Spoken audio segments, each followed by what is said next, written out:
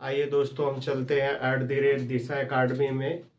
और आपका दिशा एकेडमी में स्वागत है। तो आज हम पढ़ेंगे भारतीय संविधान की उस उद्देशिका, प्रियम्बल ऑफ द कॉन्स्टिट्यूशन। तो इसे हम ऑस्ट्रेलिया से हमने लिया है और इसे पंडित जवाहरलाल नेहरू ने संविधान में 13 दिसंबर 1946 को प्रस्तुत किया था और 22 जनवरी 1947 को यह उद्देशिका संविधान में पास हो गया, जिसको हम उद्देशिका के रूप में जानते हैं। बाबा साहब अम्बेडकर ने इसे संविधान की कुंजी कहा है। और आइए देखते हैं मैं उद्देशिका का स्वरूप।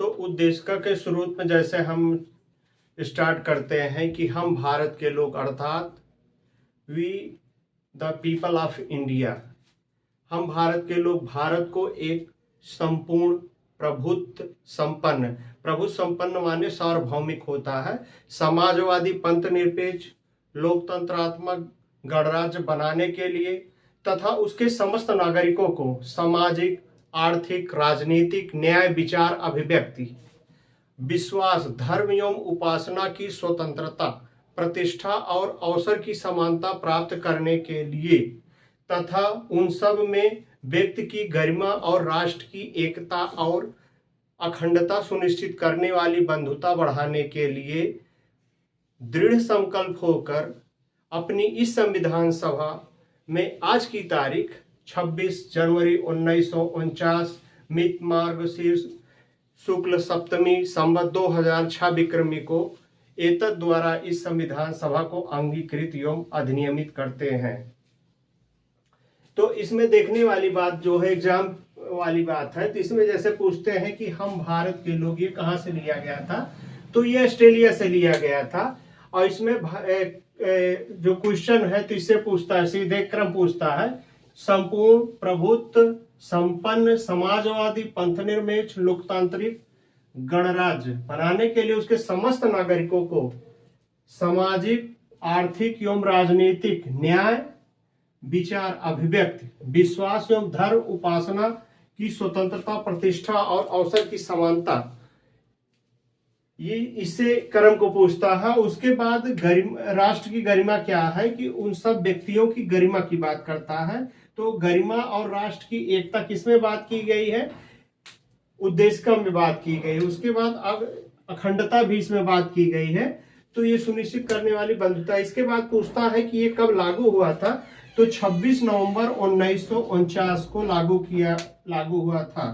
तो ये क्या था कि सुनिश्चित करते हैं कि करने वाली बंधुता बढ़ाने के लिए दृढ़ संकल्प होकर इस संविधान सभा में आज की तारीख 26 नवंबर 1949, ये पूछता मित मार्ग शीर्ष शुक्ल सप्तमी और संवत 2000 पूछता विक्रमी एतद द्वारा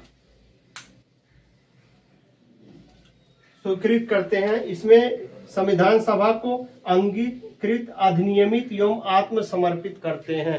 ये सब सीधे क्वेश्चन के पॉइंट होते हैं। तो आइए हम देखते हैं, इसमें विशेष सुप्रीम कोर्ट ने जजमेंट दिया है। तो इनरी बेरुबारी 1960 में उच्च न्यायालय ने इस केस में कहा कि उद्देशिका संविधान का अंग नहीं है, यह संविधान निर्माताओं की एक कुंजी है। अर्थात कहा जा सकता है जहां पर संविधान की भाषा संदिग्ध या अस्पष्ट हो, वहां उद्देशिका संविधान के निर्माण के आशय को समझने में सहायता करेगी। उसके बाद दूसरा आता है केशवानंद भारती बनाम केरल राज्य 1973 में। तो सुप्रीम कोर्ट ने इसमें निर्णय दिया कि उद्देशिका संविधान का अभिन्न अंग है, क्योंकि वह अपने पार्ट से पलट गई।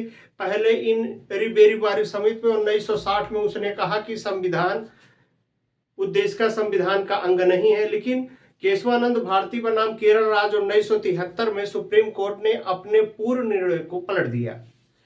अब कहती है कि उद्देशिका संविधान का अंग है। उद्देशिका में संशोधन, मूल ढांचे में बदलाव किया जा सकता, पहले कहा नहीं किया जा सकता है। संविधान निर्माण में उद्देशिका का बहुत महत्व है। उद्देशिका भाग न्याय योग्य नहीं है, इसके आधार पर कोई निर्णय नहीं लिया जा सकता है। तो केशवानंद भारती उद्देशिका को सर्वोच्च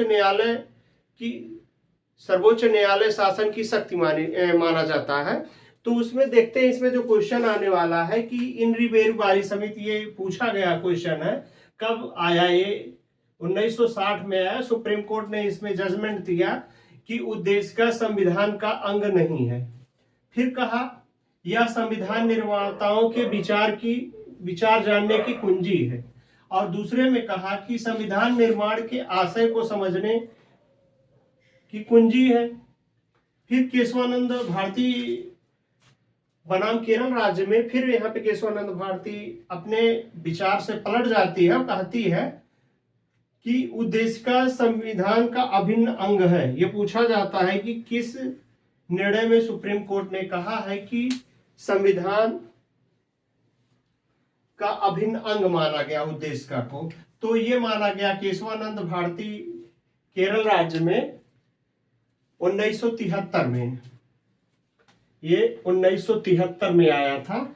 और उद्देशिका संविधान का अंग है। उद्देशिका के मूल ढांचे में बदलाव किया जा सकता है। उद्देशिका का न्याय योग्य नहीं है, अतः इसके आधार पर कोई सजा आपको नहीं हो सकती है। तो इसमें न्यायमूर्ति हिदायतुल्लाह ने गोलकनाथ बनाम पंजाब राज्य के प्रकरण में एक निर्णय दिया। इस निर्णय में कहा कि संविधान की मूल आत्मा माना गया, उद्देशिका को संविधान की मूल आत्मा माना गया है। और ये क्वेश्चन लगभग आता ही है कि गोलकनाथ बनाम पंजाब राज्य के मैटर में क्या दिया गया, स्टेटमेंट में करके देता है कि इसमें दिया है उद्देशिका को संविधान का आत्मा माना गया। उसके बाद भीमराव अंबेडकर के बारे में, जो भीमराव अंबेडकर ने इसके बारे में कहा है, तो भीमराव अंबेडकर ने सीधे कहा है कि यह एक पवित्र दस्तावेज है। और इसके बाद भी उन्होंने दूसरा इसमें स्टेटमेंट दिया गया है कि संवैधानिक उपचार को संविधान की आत्मा की कुंजी माना है, उद्देशिका को आत्मा की कुंजी माना है और एक पवित्र दस्तावेज माना है। तो ये क्वेश्चन कई बार पूछा गया है कि एक पवित्र दस्तावेज किसे माना गया है?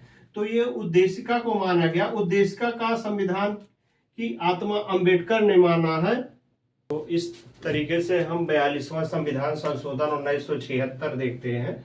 तो 42वां संविधान 1976 इंदिरा गांधी सरकार में हुआ था। इसे मिनी संविधान भी कहते हैं। तो इसमें कई बदलाव किए गए थे, जैसे लोकसभा का कार्यकाल 5 वर्ष से बढ़ाकर 6 वर्ष कर दिया गया था।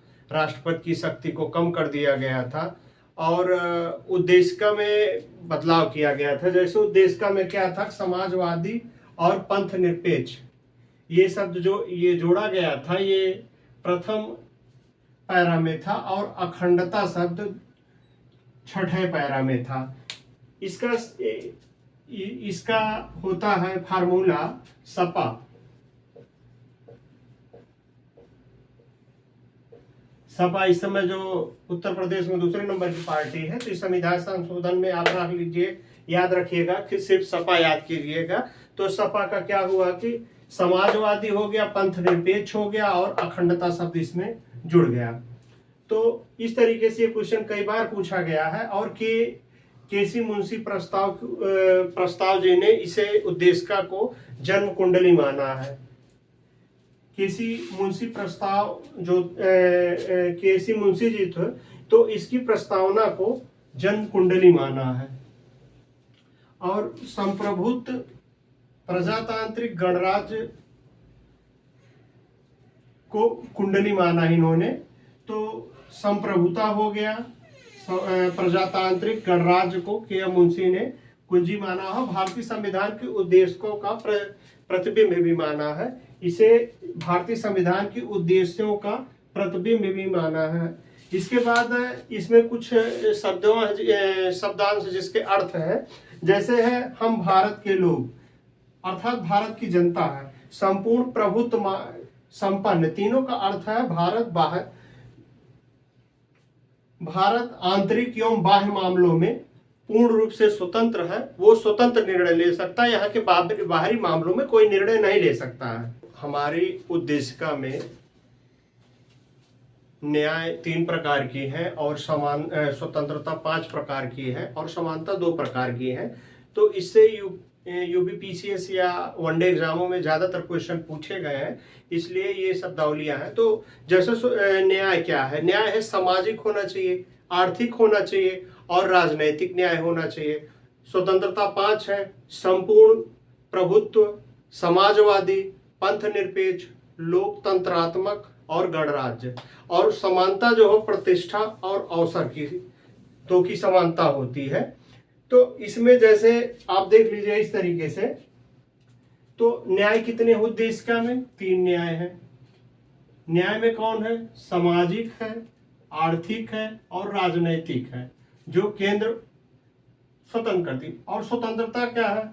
संपूर्ण प्रभुत्व मतलब आत्मविश्वास, समाजवादी मॉडल मतलब आपको कोई समाज में आपकी अवहेलना नहीं, और पंथ निरपेक्ष मतलब धर्म निरपेक्ष से मतलब है कि आप कोई धर्म मानिए, क्योंकि हमारा भारत धर्म निरपेक्ष है, इसका कोई धर्म नहीं है। और लोकतंत्रात्मक गणराज्य मतलब लोकतंत्र भारत में संविधान है जिसके तहत यहाँ का नियम चलता है। और उसके बाद समानता क्या है? 2 प्रकार की समानता है, प्रतिष्ठा और अवसर।